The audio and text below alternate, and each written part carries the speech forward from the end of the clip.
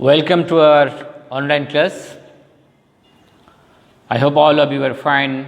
Please stay home, stay safe for your safety, for your family's safety.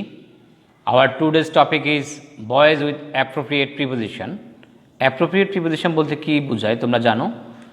যে নির্দিষ্ট ওয়ার্ডের পরে যে নির্দিষ্ট প্রিপোজিশন বসবে সেটা হচ্ছে অ্যাপ্রোপ্রিয়েট প্রিপোজিশন। যেখানে ইন বসার কথা সেখানে ইন বসবে, সেখানে অ্যাড বসালে হবে না। যেখানে বাই বসানোর কথা সেখানে বাই বসবে, সেখানে অফ বসালে হবে না। এটাই হচ্ছে অ্যাপ্রোপ্রিয়েট প্রিপোজিশন। যেমন accused of, appropriate to, according to, এই জাতীয় শব্দগুলো হচ্ছে অ্যাপ্রোপ্রিয়েট প্রিপোজিশন। যেটার পরে যে প্রিপোজিশন বসবে, সুনির্দিষ্ট প্রিপোজিশন বসবে, সেটাই হচ্ছে অ্যাপ্রোপ্রিয়েট প্রিপোজিশন।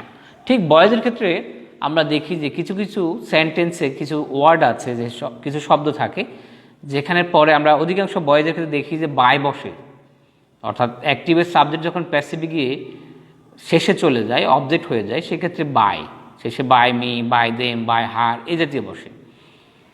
কিন্তু প্যাসিভের কিছু কিছু ক্ষেত্রে অ্যাপ্রোপ্রিয়েট প্রিপোজিশন যখন যেসব কিছু বার্ব থাকে সেখানে বাই বসবে না, সেখানে অ্যাপ্রোপ্রিয়েট প্রিপোজিশন বসবে।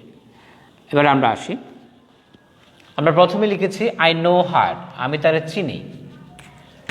এখানে I subject, no verb, her object. এখানে আমরা হারটার প্রথমে নিয়ে আসছি।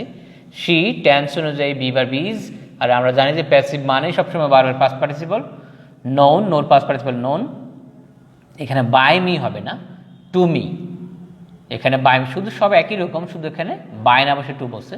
সে আমার পরিচিত, শি নিউ মি, সে আমাকে চিনত।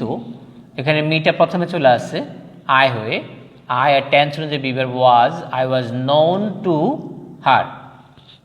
হি অ্যানয়েজ হার, সে তাকে বিরক্ত করে। তো এখানে আমরা হারটার প্রথমে এসে শি, টেন্স অনুযায়ী ইজ, শি ইজ অ্যানয়ের পাস্ট পার্টিসিপল হচ্ছে অ্যানয়েড, বিরক্ত উইথ হার। এখানে ব্যক্তির সাথে বিরক্ত হলে উইথ বসবে, ব্যক্তির সাথে বিরক্ত হলে with. Her behaviour annoyed me, তার আচরণ আমাকে বিরক্ত করেছিল। তাহলে আই, এখানে অ্যানয়েড বলেছে, এটা পাস্ট টেন্স আছে, আই ওয়াজ বলবে জন্য I was annoyed at her behaviour. ব্যক্তির আচরণে বিরক্ত হলে, অ্যানয় শব্দটা যখন থাকবে, ব্যক্তির আচরণে বিরক্ত হলে অ্যাট, আর ব্যক্তির সাথে বিরক্ত হলে সেক্ষেত্রে উইথ বসবে। এরপরে লাগাচ্ছে প্যানিক সিজড দ্য রাইটার, অর্থাৎ আতঙ্ক চেপে ধরেছে লেখককে। তো দ্য রাইটারটা প্রথমে আসবে, দ্য রাইটার এখানে অবজেক্ট, এখানে প্রথমে আসবে দ্য রাইটার, টেন্স অনুযায়ী ওয়াজ, আর সিজড মানে হচ্ছে চেপে ধরা। তাহলে সিজড উইথ প্যানিক, প্যানিক মানে হচ্ছে আতঙ্ক, আতঙ্ক চেপে ধরেছে লেখককে। তারপর হচ্ছে the parcel contents many things, অর্থাৎ পার্সেলটার ভিতরে অনেক কিছু আছে। তাহলে মেনি থিংসটা প্রথমে চলে আসছে, মেনি থিংস আর কন্টেন্ট, এখানে টেন্স অনুযায়ী আর প্যাসিভের পাস্ট পার্টিসিপল কন্টেন্ট, এখানে ইন হবে, ইন দ্য পার্সেল, পার্সেলটার ভিতরে অনেক কিছু আছে।